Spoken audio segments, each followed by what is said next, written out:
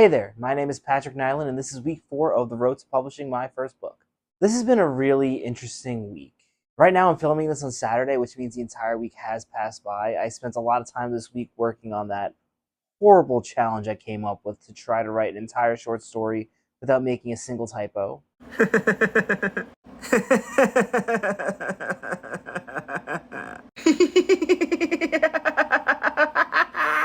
I highly recommend that video if you want to watch me go completely insane. But aside from that, this has been a really long week because I've really been struggling with imposter syndrome. In my own words, imposter syndrome is this feeling that you're not really good enough, even though a lot of the evidence doesn't really point towards that. It's a feeling that I feel from time to time as a writer, and it can be really tough to deal with. As a writer, I've never really had the best vocabulary, and as a reader, I've never really been this prolific reader who reads 50 books a year. In fact, there have been years where I haven't even read like 6 books, and as a result, it can make it really easy for me to feel like an imposter when it comes to being a writer. Recently, while writing some of my short stories for my project Operation Arc, I felt that like a lot of the writing I've been doing has just not been good enough. And for me as a writer, to be honest, these are kind of normal feelings. I often feel like some of the things I've written have not been good enough. I always feel like I can be better. I'm very hard on myself. But to be honest, I think this recent wave of imposter syndrome I've been dealing with actually comes from the fact that I've been reading a lot more recently, trying to read more short stories in particular. And as a result, I think I've been noticing some things in other short stories that I really like that I just don't see in my own. And I know I really shouldn't be comparing my rough draft to the published work of other authors, but sometimes it's hard to keep yourself from doing that. On one hand, it's great that I'm reading more and I think I'm really learning more about what makes a good short story. But on the other hand, in my head, it's beginning to make me feel, at least on some level, that maybe I'm not good enough of a writer to pull this story off. And for those of you who have experienced imposter syndrome in the past, I'm sure you know that makes it really difficult to push yourself to keep writing. It can be hard to write when you don't feel like you're a good enough writer to write the story that you want to write.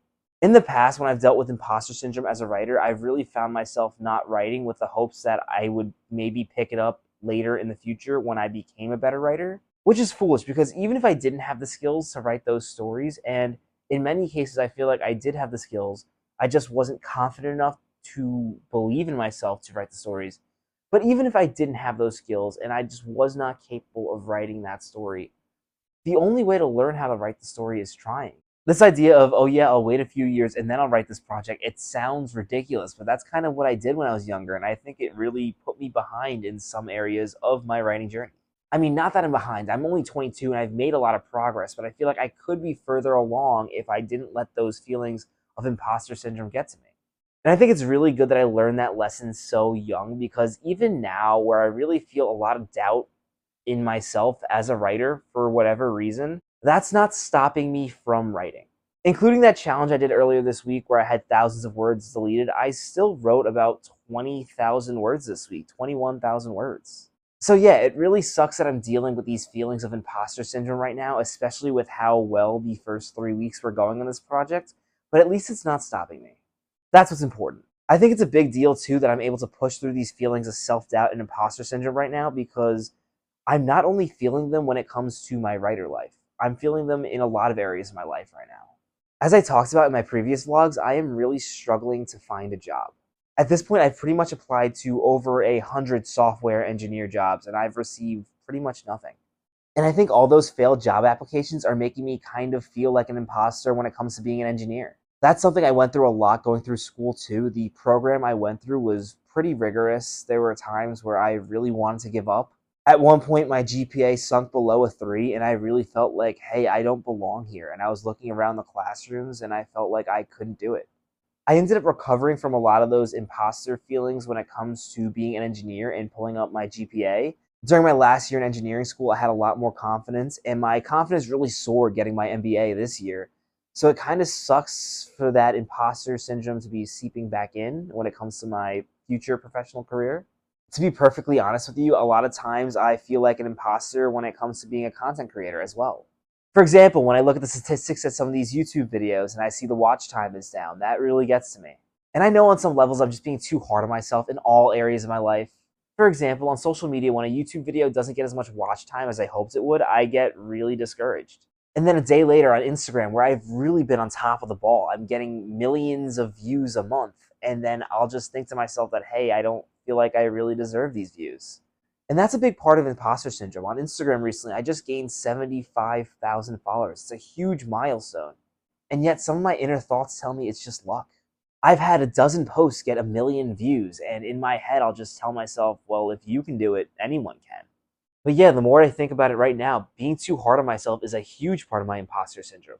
Like, there have been days this week where I've gone to sleep at the end of the night and felt like I did nothing for my writing career. And then I think about it for a few minutes and I realize I wrote 3,000 words that day.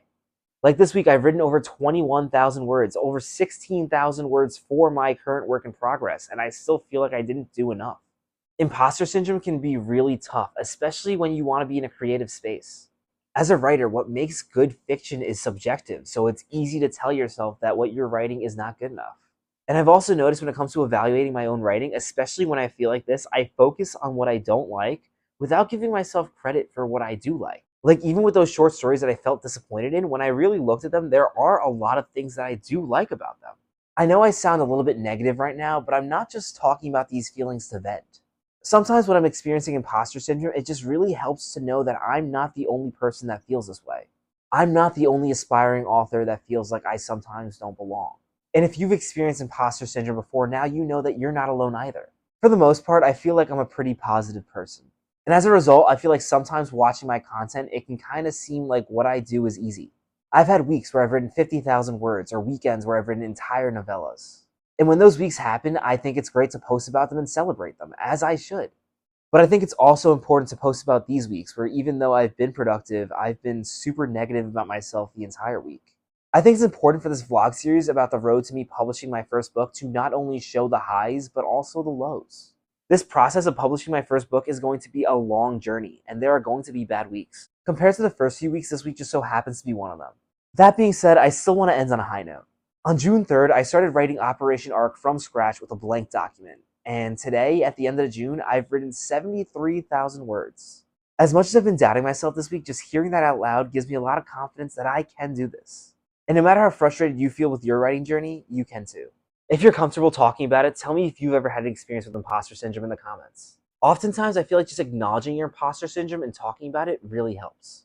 Normally in these vlogs, there's a fun little side quest where I play around with my dogs or I show my fitness progress, but I really want this one to kind of just be focused on imposter syndrome. Although speaking of imposter syndrome, it sure didn't help with my self-doubt that I kind of fell behind in some of my fitness and diet goals this week. But hey, that's okay. I'm not perfect. No one is. Instead, I want to end this video off with one last writing session because for me, in many cases, I felt like the best medicine for my imposter syndrome has been writing through it. And hey, that's just how I deal with these feelings. Know that you might not be able to write when you're experiencing imposter syndrome, and that's perfectly fine. Everyone deals with these feelings in their own different ways, but you're not alone for having them. Let's get writing.